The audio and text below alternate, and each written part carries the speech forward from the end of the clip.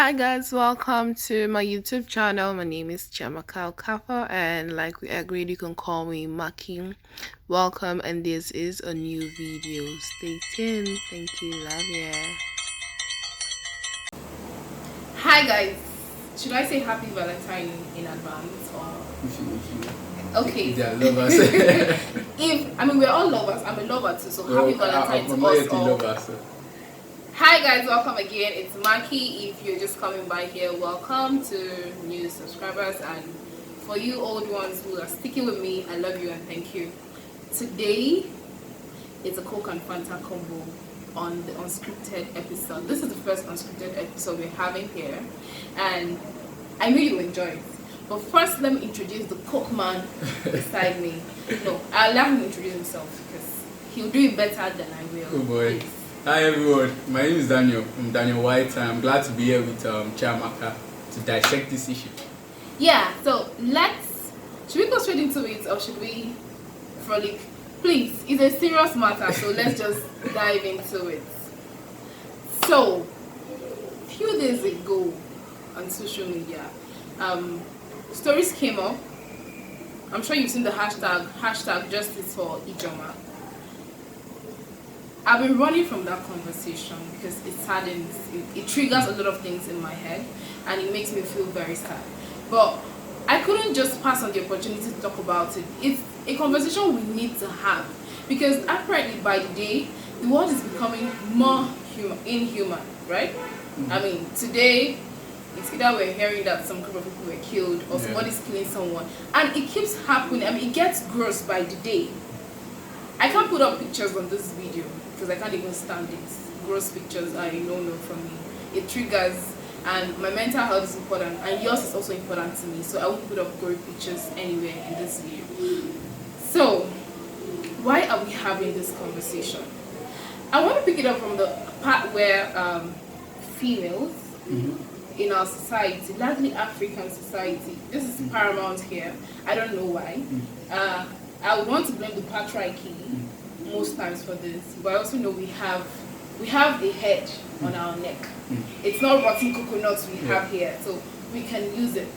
And then you see that women. I think before we get to that conversation, I think you should probably just give like a background to what happened, the Ijeoma story, so that people that haven't probably seen it, they could read it. That's the best guy. So the Ijeoma story. The story on social media is that a lady and her brother murdered Ijeoma because Ijeoma was having an affair with the lady's boyfriend. Is it worth killing someone over? That's the number one question I keep asking myself. Why would you kill? Who gave you the right to kill a fellow human being? For what? Can we explain it? Are you a terrorist? What are you? Or is this person a threat to national peace? Why would you do that? What happens to the right to life that we all have? So that's a summary of the whole Ijeoma issue, and the hashtag on Twitter has been Justice for Ijeoma. I hope Ijeoma gets justice, but it's really hard because at the end of the day, the life is lost already, and there's nothing you can do to bring her back. But I really want justice for her and every other person. If one person is used as a scapegoat, others will end. That's what I believe in. So, I was going to say that a lot of women in our society, they ascribe so much importance to men's affection and men's attention. Excuse me. This is not me being a misandrist, but the affection of other people, as much as it is necessary, it is not necessary. As much as it is important, it's not a necessity. I think it's just part of like our human attributes to want attention, even male and female. Exactly. But I think the problem we have here specifically is about obsession, infatuation, and being extreme. You understand? Extremist mentality. But so I myself, I wouldn't want to share my man with anybody. But I don't see myself going to kill. I can't even go and say, please stay away from my man. How does it even sound? Do you get? Please stay away. Have you heard a man saying stay with my woman? No, the bro code doesn't accept that now. You can't do it. But that's on a light note. But we're ascribing so much importance to the attention and affection of other people, and we allow it to push us to a very inhumane, right? Is that correct? Yeah. A very inhumane point. I think I would like to argue that this thing especially represents the kind of insecurity that already exists in the country. I think in a country where people have the idea that they can do things and go scot-free, that they can do things and not be held accountable, the issues like this kind of occur. You understand? When you have the mentality that, well, nobody's going to... Whatever you do, anything goes. Police could be bribed, government officials are like... It's sickening. Like, I saw that, so I couldn't even watch the video of Ijeoma's mother screaming and shouting. I was listening to it in passing because a friend of mine was playing it. I couldn't stand it. I had to put myself in Ijeoma's mother's shoes. Or no, imagine that was my mom. I am no more. It's terrible. How? Can you how? Tell me why? So the question is why? How? I don't know what to say. But first, no attention you get is ever enough because you crave for more. Yeah. It's only human that if I get a bottle of Coke and I really like it, if I'm taking it at 5 cl and I really like it, tomorrow I want to do 50 cl or 60 because I want to keep moving. It's the Oliver Twist thing in us and we always want more. But is it worth it? I think I would also like to argue for a case of morality. You understand? As individuals, we should understand basic moral. We should have a basic sense of moral judgment. You understand? So we should understand limits to what we can do. I think when this kind of sense of moral judgment gets eroded in the idea, in the psyche of an individual, it affects their way. So I think that's one. It's societal, and I think it also deals with moral understanding. But nevertheless, nothing justifies the killing of an individual, and I think it's very, very terrible. I mean, so at this point, I really want to argue with people that say this generation is spent. It's an irresponsible generation. I mean, I wouldn't like to go into generalization. I won't generalize, but you notice that most people in our generation do not want to take responsibility for anything.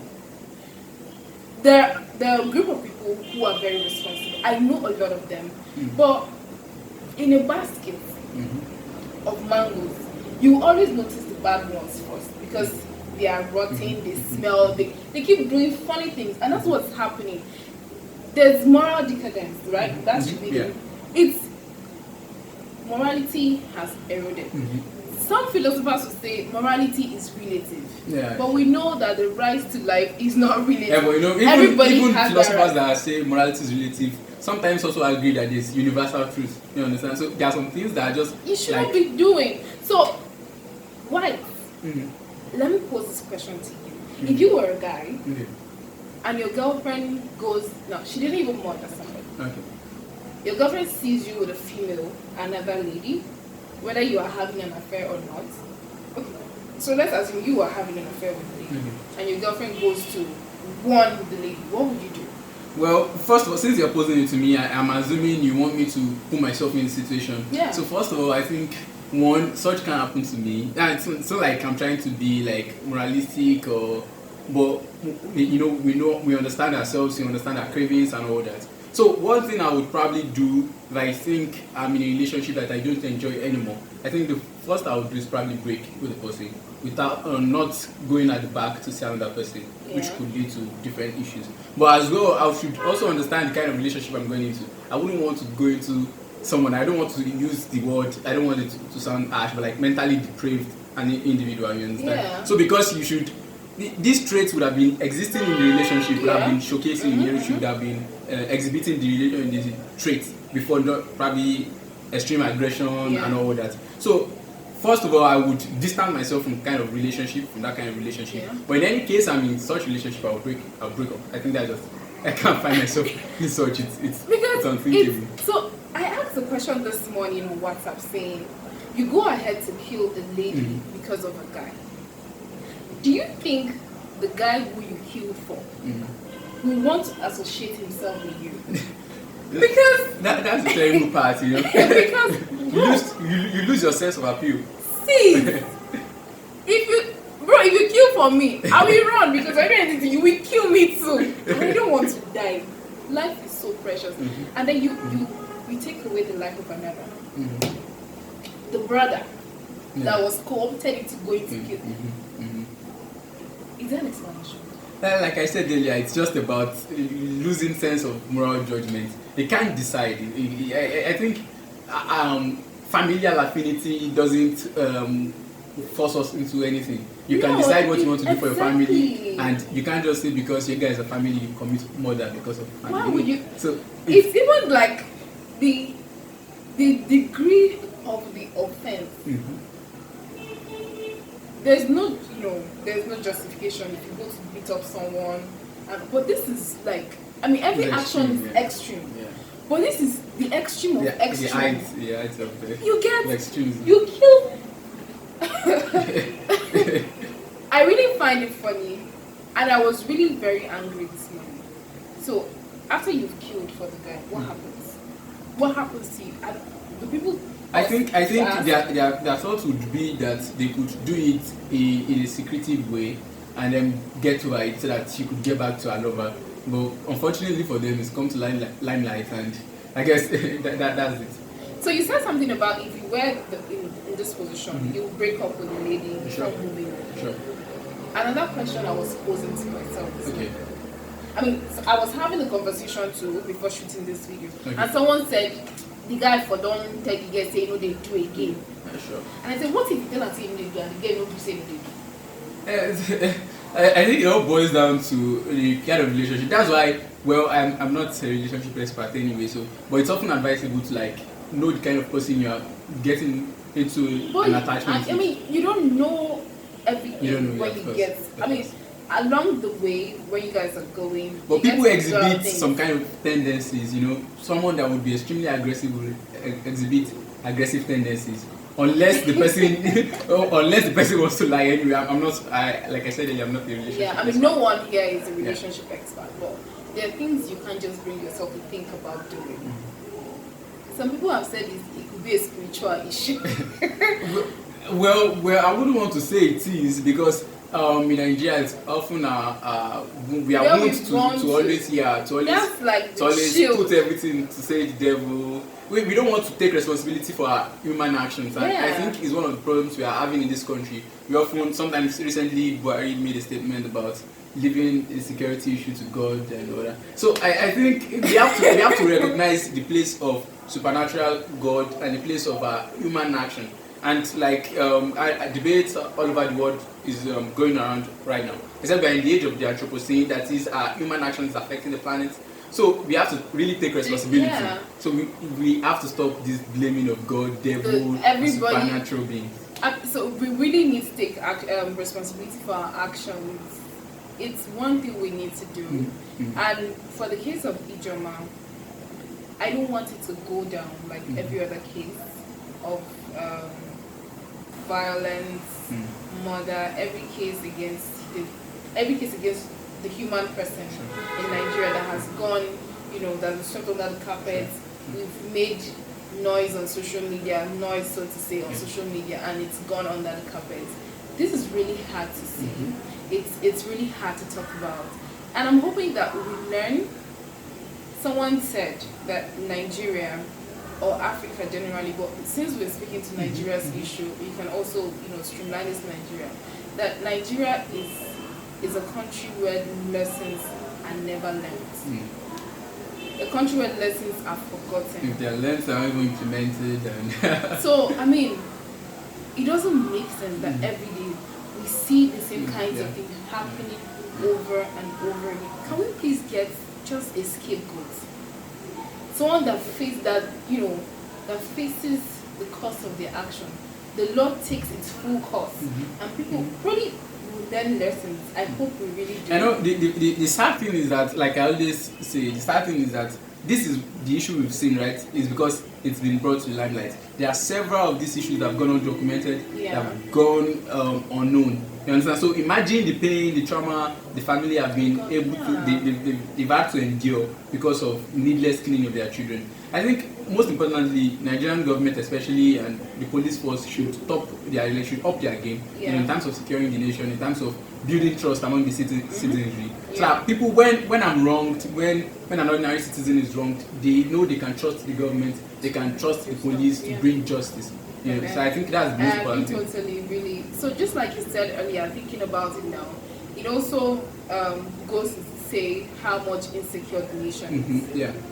Because if I wake up one morning and feel like I can do anything and go away with that is it. And this is how, I mean, I don't want to say we're in a state of anarchy, but this is how it starts. I wake up and feel I can. Prelude to anarchy. You get, this is just the, it's not even in one act one, we're still introducing the play. So it doesn't, we can do better. Aside government and government agencies, we as citizens can contribute our quota. The country is ours. Yeah. The country is ours, and we have to make it livable for ourselves. Because at the end of the day, this is the only home most of us know. We don't have other countries to run to. And even if you go to other countries, this is still home for you. And a number of people, even if you leave, 1,001 other people will still be here. So what, now I want to sound like the Christian folks, what shall it profit you when you destroy your home? Right. Like, and live to another home to enjoy the profits and benefits. Those people in that other home, do they have two heads? I don't know human beings like you. They are the ones that made that place conducive and comfortable. Sure. And you like it. You want to go there. Why can't you make your own home look that way? I mean, there are 1,001 questions we can keep asking. But we know our problems. And it's about time we start talking solutions to these problems. So on the Ijeoma issue, this is the solution of our profile. That no mago. We don't want any crooked movement to go into it, and at the end of the day, it dies. I really want to see the law take its course. I really want to see this person's pay for what they've done. Because I think if these people are allowed to go scot-free, people within that neighborhood that know about this, this person did it. I can't do. If you look at my job, I will kill you. And so it doesn't make sense to let them go. I mean, death threats are really a thing in Nigeria. People often say it, especially those are we don't know how, the social ladder. How hard, how bad. I mean, do you know what it means to threaten someone? I will kill you. We take it so lightly here, but if you tell someone I will kill you, and the person hits their feet against a stone and something happens, you pay because you're threatening the person. It doesn't make sense, Daniel.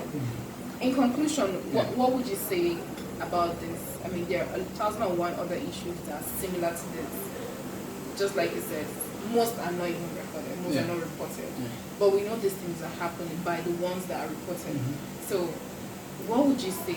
Because these things now they're perpetrated by young people like you and I. It's not our ancestors that are coming back to do it. So, what would you say as a young person who I can say is doing relatively well for himself and in civic space?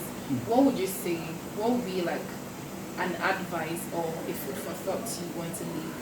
Well, essentially, I would say like we should weigh our decisions very well before we make them, so that we don't, when we are angry, we tend to make decisions that are very bad. So I would say for an individual, we should weigh our decisions very well before we make them. But ultimately, I would say we should try to be responsible as citizens of the country, and most importantly, the government should build trust so that people, when they are wronged, can get justice. I think that's the most important thing. Okay, thank you so much, guys, for being here today. And just like Daniel said, be responsible. Daniel White here is my colleague, and we work in the civil space together. And you probably will see more of him on this channel because he reads a lot. I remember we reviewed books and a lot of artworks here. This is the man for you. Did I say for the first class? Now, first class doctor. Yeah. So you may want to fill in your application, but do that in the comment section. I will consider you. Please subscribe, comment, like, share with your networks. Until next time, on our next episode, I'm Maki, and thank you.